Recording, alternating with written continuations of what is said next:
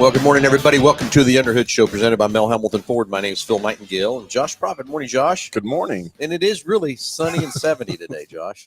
We don't have to think it is somewhere. Yeah. It is sunny and 70 today. Every day is sunny and 70. Every day. I get it. Hey, everybody, welcome to the show.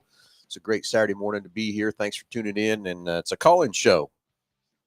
Get this phone ringing, Josh. Yeah. You got the phone? Is the phone turned on? The phone is on and the number is up on the screen. So Yeah, and I hate to tell you, Josh, I don't think we're live. you don't think so?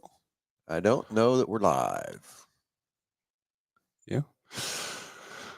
Yeah. I guess maybe nobody's up out of bed, but normally I get maybe just nobody. Get you a notification. Yeah, there we go. Anyway, hey everybody, I turned on Salt City Racing 2. We had a fantastic night last night at Salt City, and I guess I need to turn my phone off. Huh? We had a fantastic night last night at Salt City Racing at the fairgrounds. ASCS sprint cars put on a hell of a show. We had 32 sprint cars, Josh. That's awesome. That's the most sprint cars the ASCS Tour National Touring Series has seen all year. Very good. So it was a great turnout. We added the last minute, first of the week, we decided to add stock cars to the program to give the fans another exciting show, because last Friday they put on, a week ago Friday, they showed up with 21 stock cars and put on one hell of a show. And we had 21 more again. Oh, very good. And we had a top three tight finish at the end of the race. Well, there were all three of the three front runners were up there fast pretty high. Mike Petersilly out of Hayes, I think he's not out of Hayes, out of Great Bend or so. I can't remember where he's from. But anyway, he led most of the races and stuff. And then Tanner Tile and Craig Miller put on a great show for second and third. And it was a last lap pass for Craig Miller. Tanner Tile was out in his brand new car for the first time and put on a great show. But it was a great show with stock cars. And then we had the super stocks.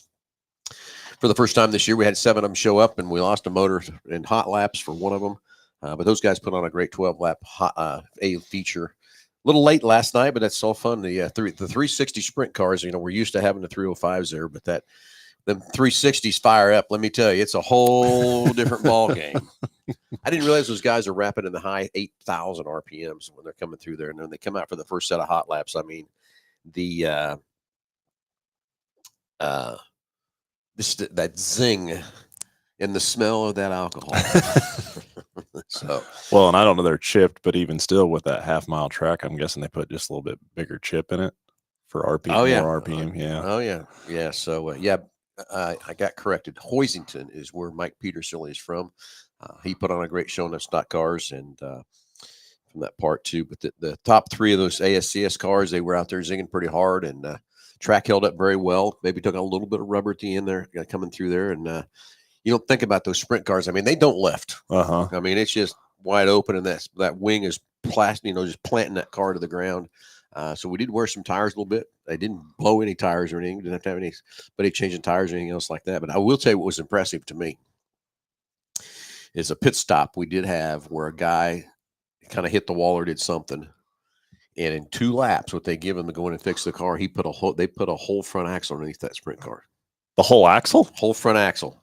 I thought they were just changing tires over there. Now, granted, I think they had about 10 guys on that car. Yeah, but even still, that's but yeah, in 2 laps they had that thing, and he went back out and finished the race. So pretty impressive. What I was really hoping for, I mean, the guy that won the sprint cars is from local here, which is very cool. From that part, he put on a great show for everybody. From that part, he kind of led the whole race, and from that part. But Zach Blurton, he's out of Quinter, Kansas, and he's doing the national tour, following them everywhere this year. And but he put on a great show and got it. And then Blake Hahn at the last lap, kind of a deal, come around and got around the 15H car. Sam, I'm going to mess his name up, but it's kind of funny here, Haffertate or something like that. But those guys put on a great show. It was great, the camaraderie they had and stuff too. But what I was really hoping for was Blake Hahn to win. Yeah. And here's why. Blake Hahn's family has been racing for years, but his grandpa won the very first sprint car race at the Kansas State Fairgrounds in 1971. Yeah. They're also the family that takes care of the Chili Bowl down there. So I got to talk to the 2 pit crew guys and stuff like that down there. about the Chili Bowl and track prep and all that kind of stuff. But it's just amazing the camaraderie these guys for have each other. Those top 3 guys come out and shook each other's hands. It was very congratulatory and stuff from that part. But Zach Blurton went out there and kind of made it happen. And from that part, it was a great show. We had a great crowd from that part.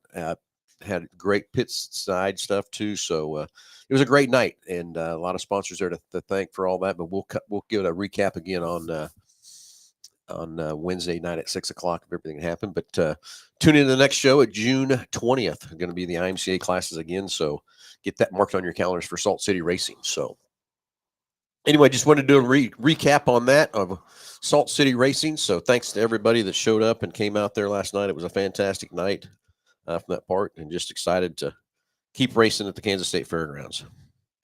So I guess we need to flip it over to what's the show's really call-in show, right, Josh? So it is a call-in show, 316-462-3673, and let's talk anything automotive. You got something ailing your vehicle, want to talk about service intervals, tires, brakes, batteries. You got employee pricing on new vehicles going on currently as well. And so if you're looking for a new vehicle, definitely now is the time to jump on board with that. Not sure that's going to last a whole lot longer. So need to definitely take advantage of that while it's here for sure. Yeah, so I'm in Gus jail, Josh. Uh-oh. I got my black shirt on. I didn't think about it this morning. It happens.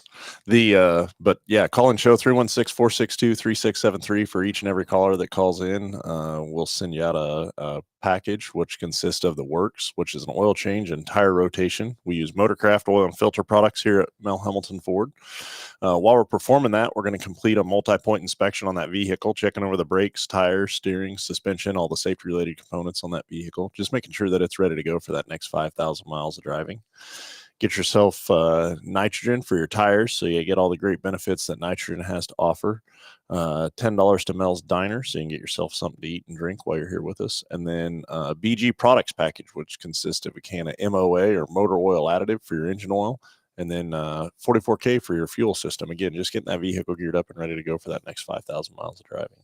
So anyway, it's anything ailing your car, whatever, to get a call in a show and you get that great price package. But I'm going to throw another one in there, Josh. I'm going to call up and talk about what happened at Salt City last night. We'll throw that package in just for what happened at Salt City with the crowd and the fun and excitement. But it was a great night. So, Josh, I can't believe that it's the last day of May.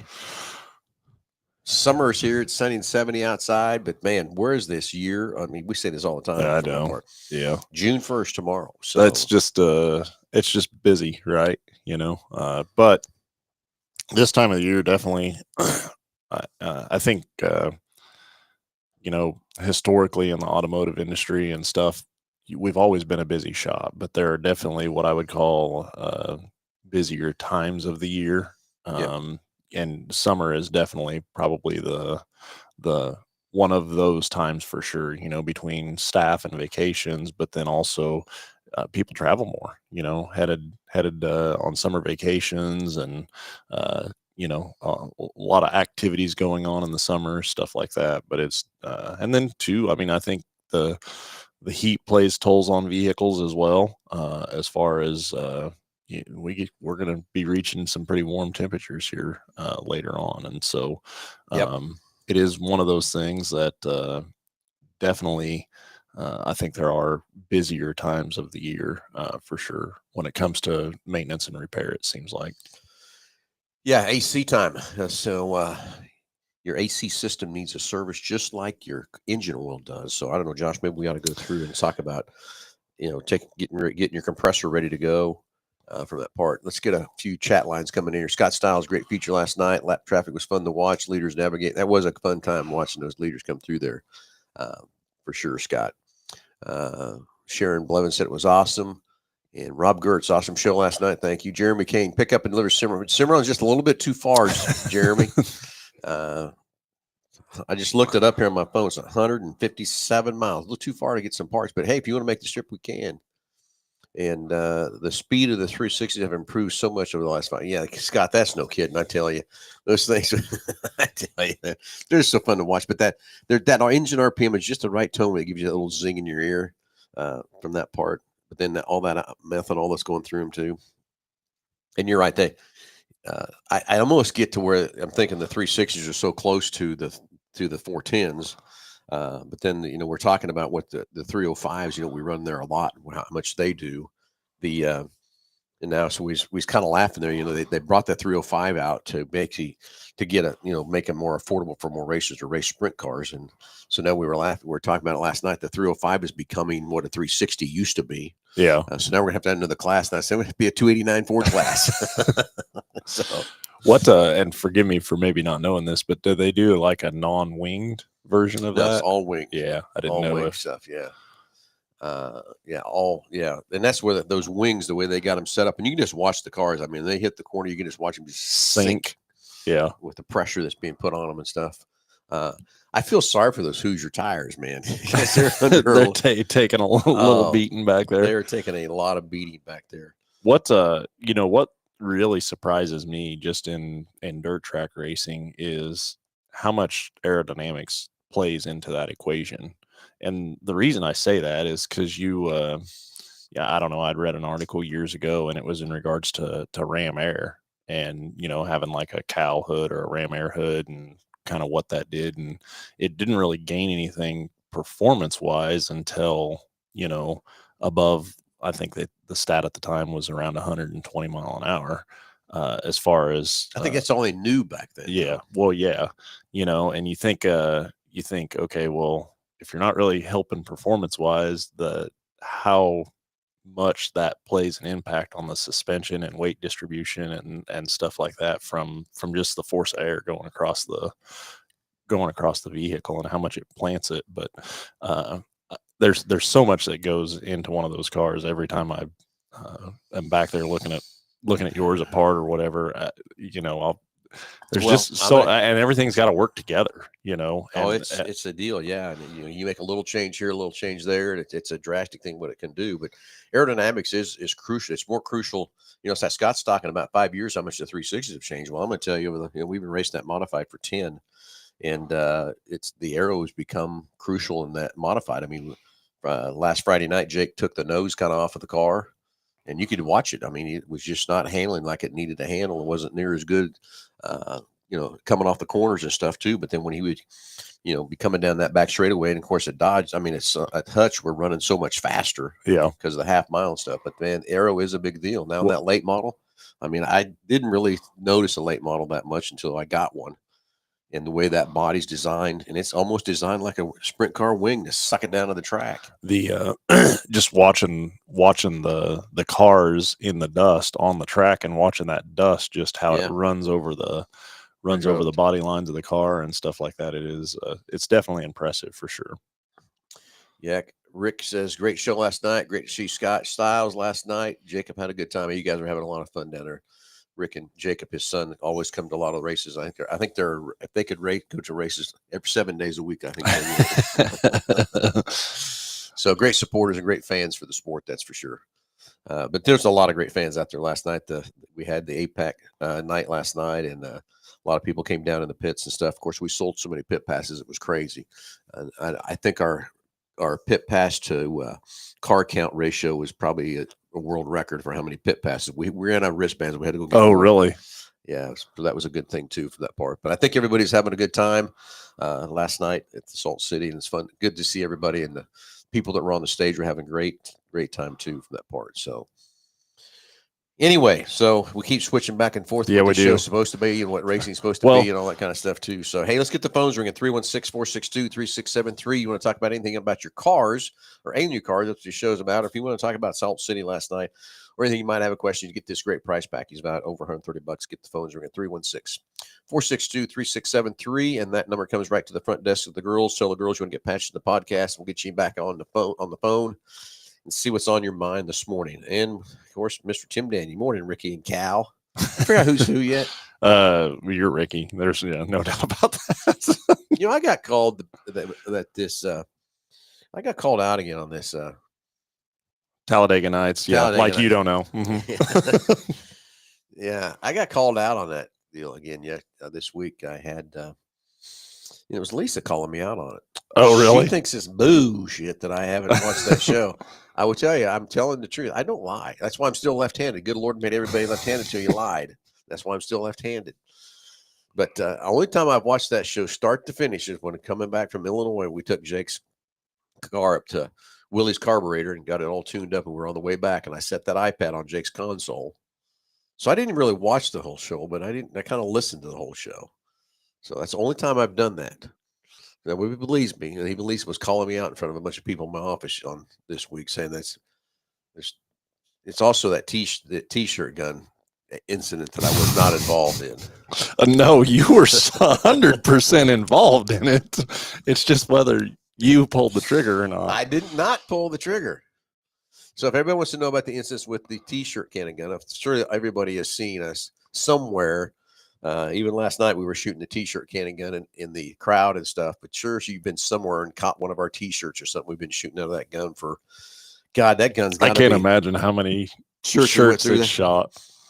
We've had that gun at least 15 years. Maybe more. I would guess that, yeah. Maybe more. But anyway, the incident of the show, we had an event here at the dealership. And it was a back to school or the tailgate deal, wasn't it? High school tailgate deal, I think. Yeah, it was one of the first or second ones that we'd done, and we actually had the news here and stuff. And me and Logan were in the back of the Deuce shooting shirts, and that gun jammed for some reason. Yes, it did. I've never had it jammed. I know it's a freaking t-shirt gun. It shoots wouldn't shirts. go. You hit the button and nothing would happen.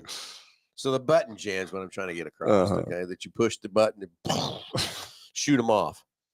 So I handed it down to Logan, and he's got it in his lap, and we're looking at it, trying to figure out why it wouldn't go.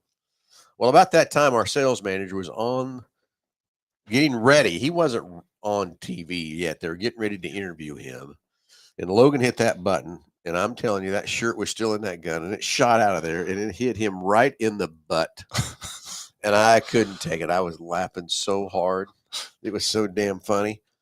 And I got accused of pulling the trigger. I didn't even push the trigger. And then everybody said it was planned. No, it was not planned. We were sitting. I remember Logan sitting in his lap. I'm looking at the gun, and he hits that deal, and I see that shirt shoot out there. It hit him right in the butt. Oh God! He turned around. Then he's got to put on the act like it broke his leg. Everything else. So Logan and I, there's no way you cannot laugh at that. What's funny is there's probably 4 different stories to this deal. No, it's the same story I told every time. You've consistently told the same story. Yeah, back to that left hand thing. Yeah. Yeah, very much so. So anyway, I think at the split moment, Lisa was a little pissed that we were laughing that hard. But then after the fact, I think she started laughing too. I mean, I don't know how you couldn't, but the flip side of that is, I don't remember. There was one event going on out there, and I was shooting off t-shirts, and methodically in my head, I was thinking, man, if I knew 100% that I could shoot somebody intentionally and get who I was aiming for in the crowd. It can't happen. Yeah.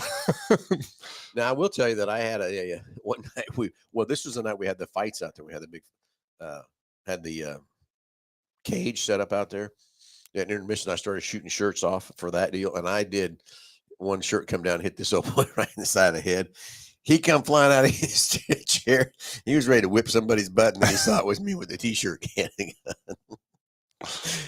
So kind of fun times we've had here with that kind of thing too. So anyway, so that's the 2 stories I get called out on, is that that was planned, of shooting him in the butt, and the other one is me watching Talladega Nights from start to finish. Not happened. So anyway, 316-462-3673. So now, Josh, we can kick it back over. Yeah, it's AC time. Well, so what are you flipping? No, I'm good. Good on AC time, because this is definitely a time of year where we start to see a lot of an influx. And hey, it's hot. I don't have AC, or it's not cooling quite right, and stuff like that. But just anything really outside of the oil change, I've had this week, not to switch gears on you or anything, but this week I was speaking with a couple of a couple in regards to a transmission service, and I would say that's probably the number one thing that people are hesitant about servicing, and I don't understand why. And here's why I say that. Just having the knowledge of the industry and knowing the importance of fluid and good clean fluid, like how is it from a consumer standpoint that you would think that it's okay just to run the same fluid indefinitely in any component, whether it's an AC system or a transmission or a differential? And so then a lot of times what you get is people say, okay, well, I've had a past experience of, I change out my transmission fluid and then it causes a problem, or you hear stories of that. And I guess what my thing is to that is, if that's the case and that's actually happened, then you waited too long to change that fluid out to begin with, right? Exactly correct. When it's called preventative maintenance, Mhm, not you can't go flush something and it's going to fix a problem. and I don't, time and time again in this industry, I've heard of people say, okay, well, I'm having this issue, so now I want to do this service, and it's too late. Too late. You've done got the toothpaste out of the tube. And you can't put it back in. No. And I think of any fluid at all, like its job is to extract heat out of those components. And everybody thinks, okay, fluid lubrication, and it does lubricate. Yep. But the number one job of that fluid is to get the heat out of those components and get it away from the vital the vital components. Right. That's like everybody. I don't know if you know this or not, but you have your engine coolant, you have your engine oil. Your engine oil cools your motor more than the coolant cools your motor. From that part. So that's the same thing with your transmission fluid. Same thing with your differential fluid. Same with your power steering fluid. Is it's extracting heat out of that system to protect it. Well, and then you think of so knowing that theory, or knowing that's what the job of the transmission fluid is to do, then you hear people say or talk about what the manufacturer recommends as far as, service and fluids and what the mileage interval is in that and stuff like that. And I guess my thing with that is, take two different people that use their vehicle in different ways and drive under different conditions and stuff like that. I mean, if you have one person that, they take long road trips, start the car, get on the highway, get it up to speed and cruise for several hours, like that person and a transmission service is going to be completely different than somebody that is stop and go in town, because every time that transmission shifts, it's creating heat because, that's friction from each one of those shifts.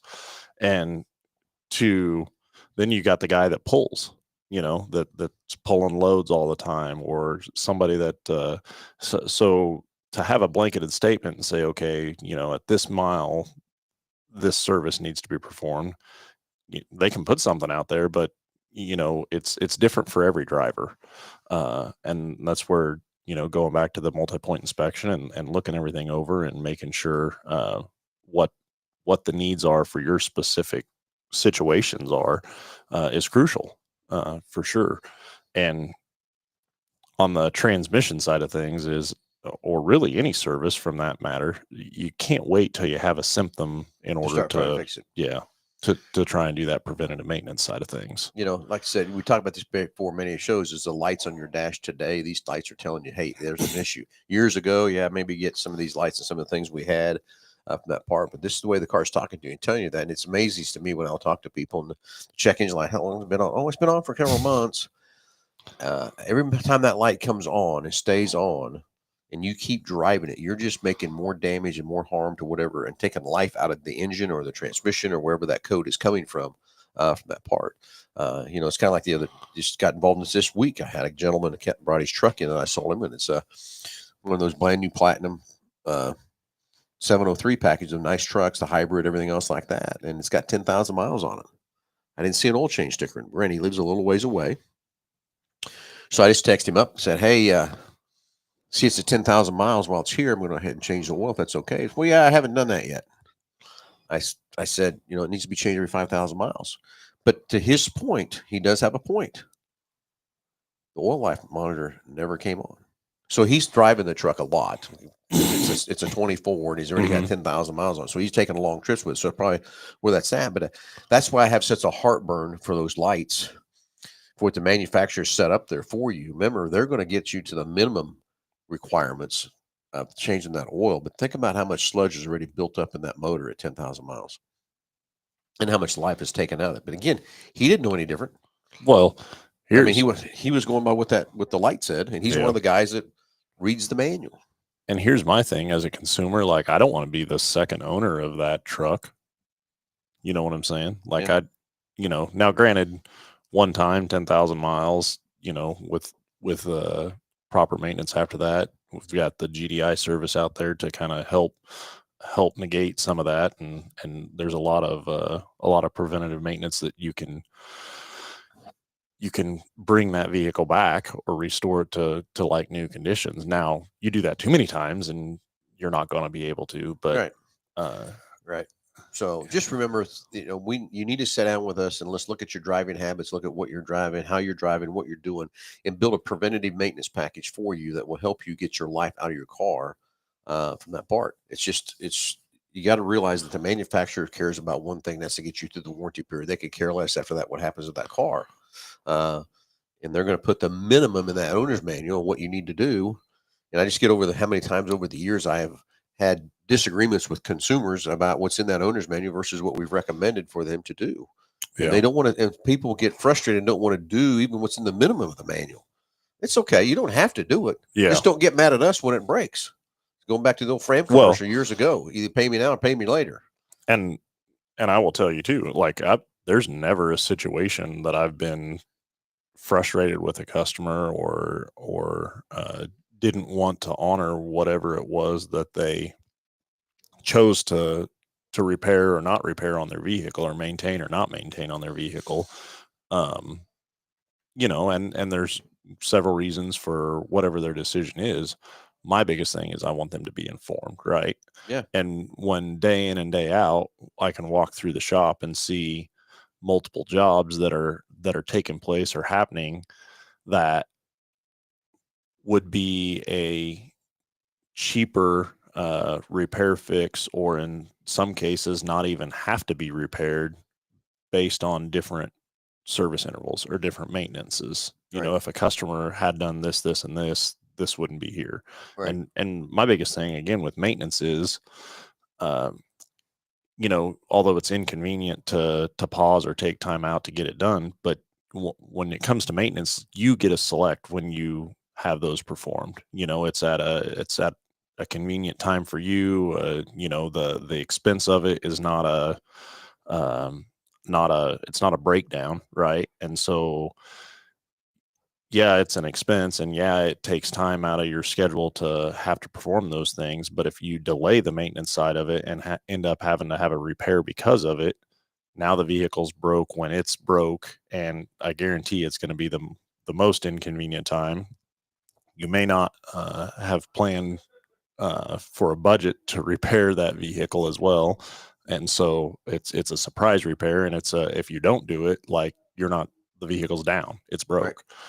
And so there's just so much to be said about good maintenance on a vehicle. And then I'll even throw it back on the sales side of things is, how many times have we been to an auction and picked up a car and got it back here and like, yeah, this car is just a piece, right? Well, I'm going to tell you, we are so short on used cars right now. We've been trying to do everything we can to get our inventory built back up. So I did go back to the auction for a few times to try to find some cars.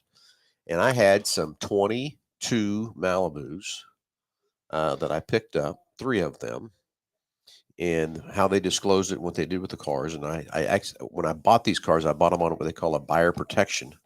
I got them here. They were so bad, so rough, so harsh that I got lucky that I got them on that buyer protection. I could just set them right back, and I did. And that's what I didn't want to sell that car to nobody. That's how bad they were. So that's what's happening out there from that part.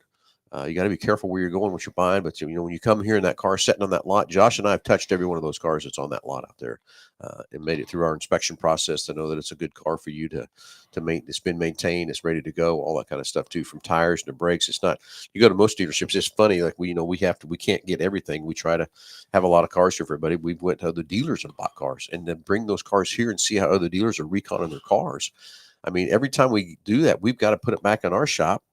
Even it's been sitting on their line. They call a front line ready. I mean, the tires are bald, the brakes are shot.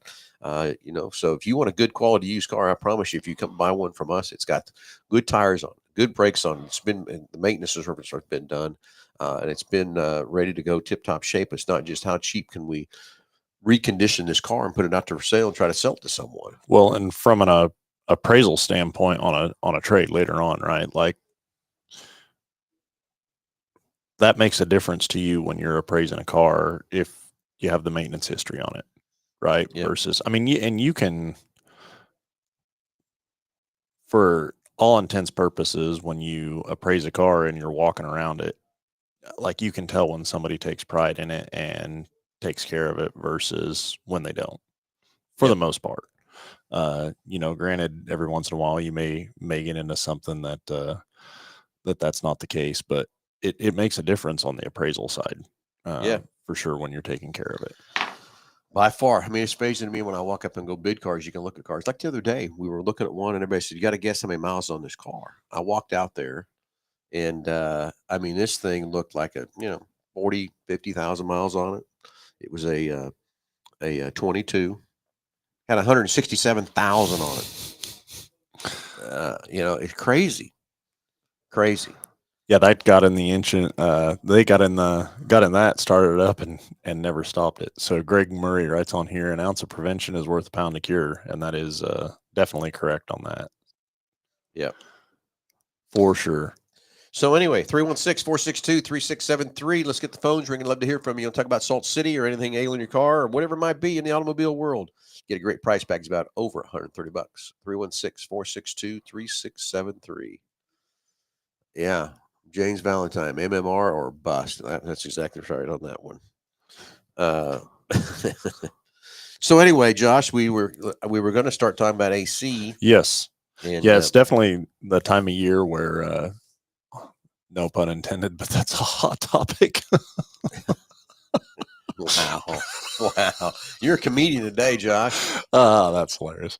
Anyways, yes. So this time of year for sure, it's influx of that going on and people having concerns. It never fails. You get the very first hot snap and here comes the phone start ringing. And, there's when you're talking about AC or refrigerant, it's just like every other lubricant in the car in the form of there is oil in those compressors, in the AC systems as well. And then along with that, the refrigerant, there's just like your home units, there's the lines are rubber and permeable, and there's places for that gas to escape slowly over a long period of time. And I think I view like AC systems kind of like a brake pulsations, and that is somebody that owns the car and drives it all the time every day may not know as something slowly weakens, right? Or you slowly develop a brake pulsation.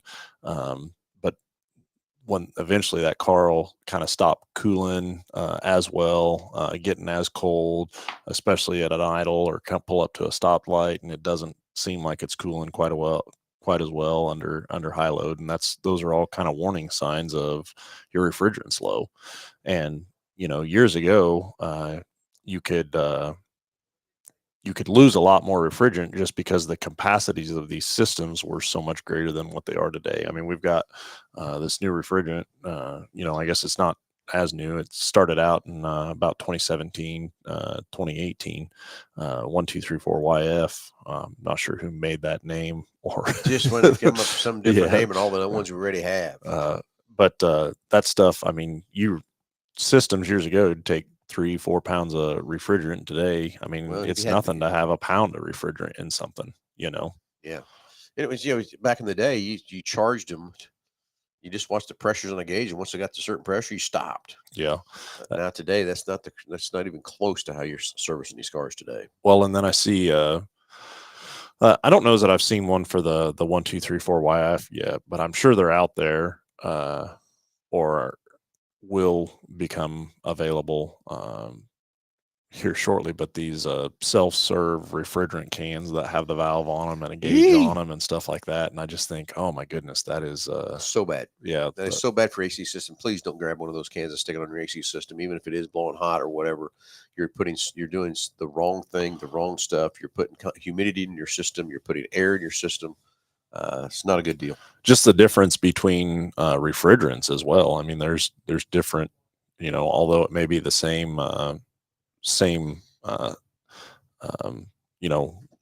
R34A labeled refrigerant, there's just different quality in the refrigerants itself. And it is crucial what that system holds and takes. And, if you're overcharged, you're going to be putting a lot more heat. I mean, these things generate, there's kind of on average, they run around 250 PSI of pressure, an AC system. And I've seen them, they call them, pop off valves or pressure release valves that upwards of 400 PSI, and just the amount of heat that is generated in that system when there's that much pressure in there is crazy.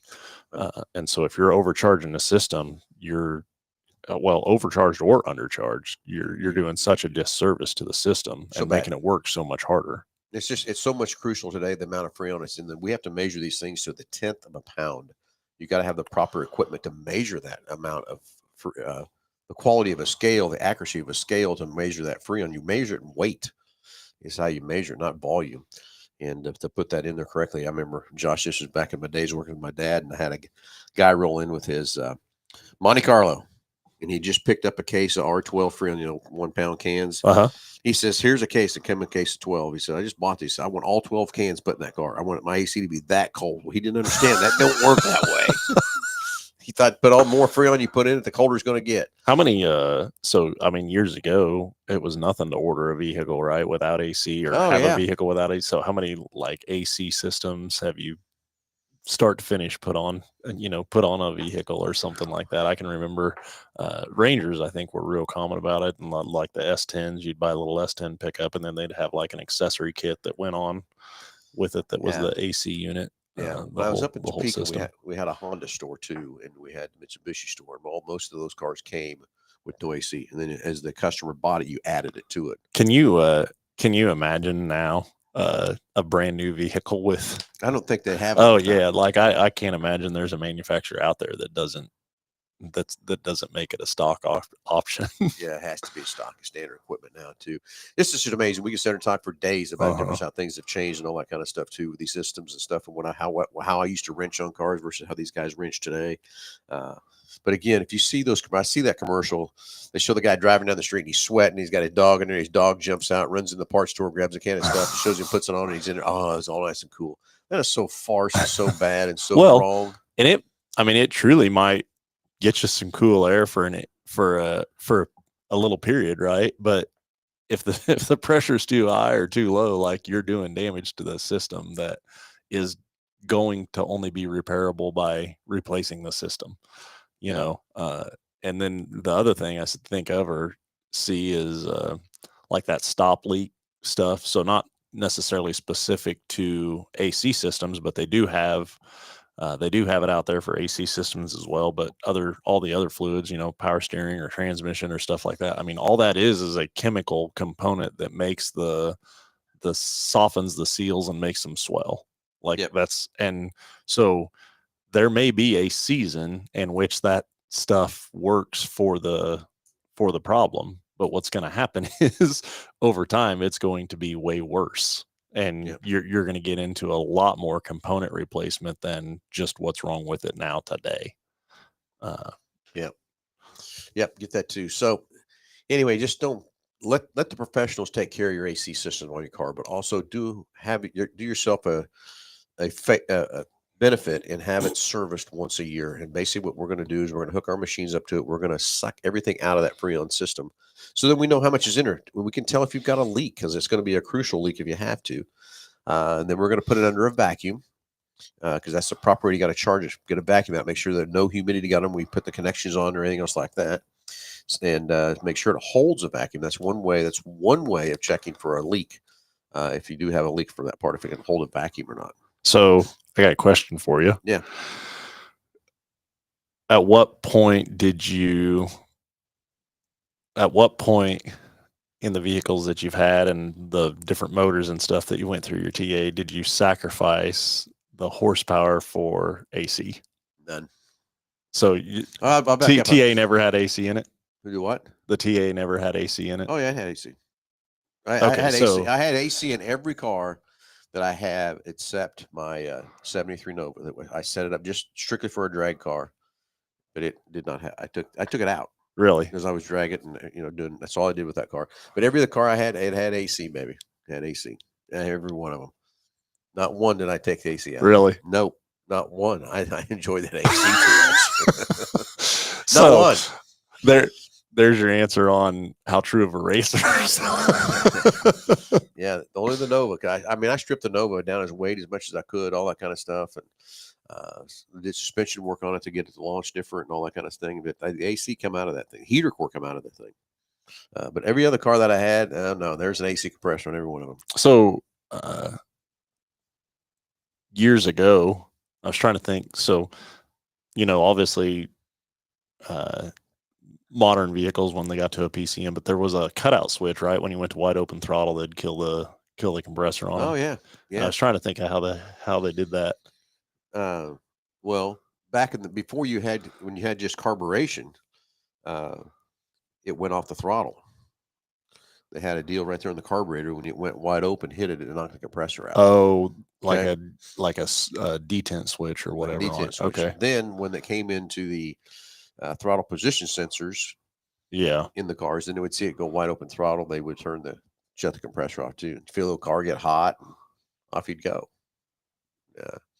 Yeah, horsepower on loss. So what is the horsepower loss with the AC on? And I'm going to tell you, in the olden days, those freaking R12 compressors that were the size of the engine themselves, I mean, they would rob all sorts of horsepower.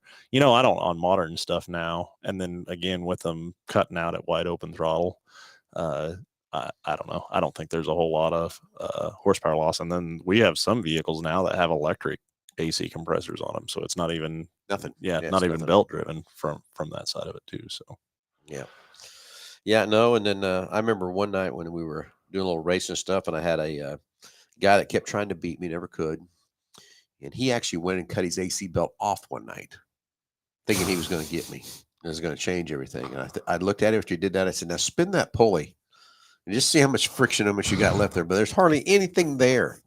Well, if it didn't even have it on. Yeah, he didn't have it on, but he cut the belt off that thing. It was going to make him go faster. After he cut his belt, cost himself back then probably 10 or 15 bucks. I said, "Now spin that pulley." He goes, "Oh, yeah. Now you can buy yourself a belt, buddy." Still went out and beat him. So I just can't believe you never sacrificed AC for. No, sir. No, sir. I made sure the AC's blow cold every bit of the time I could get it. Nope, not one. So let's see if this my Chevelle. Okay, so growing up, what was the first car that had AC in it? The family car, or you think you don't remember one that didn't? I can't remember. The only thing I can think of, I remember I was probably like 2 or 3 years old. My dad had brought home these tire gauges. The tire gauges didn't work, and I'm out there in the garage, and you know what I did? I let tear out of all 4 tires. Just I was just playing. He walked in the garage and there's all 4 of those tires flat. Woo, boy, that was hot. But anyway, so that's the only car that I don't know because I was young enough to not know if it had AC. But I do believe everything else we had growing up had. Yeah. Especially, for your dad being in that industry and stuff like that, I'm sure. Yeah. Exactly. Made a lot of difference there. Yeah. But yeah, I let them air out of them tires. Those tires had them. And he walked in by the time I got the 4th one all the way down. That was a fun day, let me tell you. It was a green Chevy, probably an Impala, like a 63. And I sat there. I was having fun. I wasn't doing anything wrong. Yeah, nothing wrong. I mean, I can think of a lot more destructive things to do, I guess. I didn't do much destructive things when I was growing up. I drink no lightning get ready to strike me. Yeah. That part too. Well, anyway, Josh, it's been a great show here this morning. Lots of great comments coming through there too. So everybody, How about employee pricing? still going strong. Don't let that pass you by. Still got a lot of inventory setting out for employee pricing. Just so I can explain that to you, you got MSRP, you have invoice, then you have D plan, which is what we buy cars from us. And now this employee pricing is another step lower. It's like you're a Ford employee, not a dealership employee pricing that's on these cars. And all that pricing is on the cars on our website. So it's very easy to see what you can buy a car for today. We now have a new website out there too. So check that out, mhford.com. Check out all the new features and things we have on that website. You can dial your payment in for you. Check everything out there from that part. Check out our website, mhford.com, and don't miss out on employee pricing. And I promise you, no one's got the inventory we got to give you the right volume and to choose from and everything else. Too. Selection. So, Yep. Selection, too. So, anyway, after today, it's June 1st. Can't believe we're halfway through the year. And then what's your next Salt City event? June 20th will be our IMCA event. So, don't miss on that. Get your calendars on there for June 20th. And it'll be a fun time there on that part, too. So, get everything ready to keep racing at Salt City Racing. From that part. If you missed last night, sorry, but you missed a great show last night. Those sprint cars put on a hell of a show. And the stock cars did a great job too. So all the stock cars that come and raced with us. Appreciate all those guys at last minute that jumped in there and got on there, but had another great turnout for those guys and put on a hell of a show for that part too. So everybody, thanks for tuning in. Thanks for watching. Have a great Saturday. Stay warm, stay hydrated because the heat's coming. And hey, tonight, 81 Speedway. It's racing out there. A lot of classes running out there too, but Team 3J will be back on the track with the late model. So come see Team 3J as we race on 81 Speedway and see what we can do with those late models tonight out at 81 Speedway. So if you're looking for something to do tonight, head out to 81 Speedway. It should be a lot of fun, a lot of excitement with all the classes they got out there too. So I'm sure they'll have a great crowd and a lot of entertainment, and see how everything goes with Team 3J at 81 Speedway. Everybody have a great Saturday. Tune in Wednesday at 6 o'clock for a Salt City Racing update also, and then we'll tune in next Saturday morning, 9 o'clock for Under the Hood. Everybody have a great Saturday. Talk to you soon.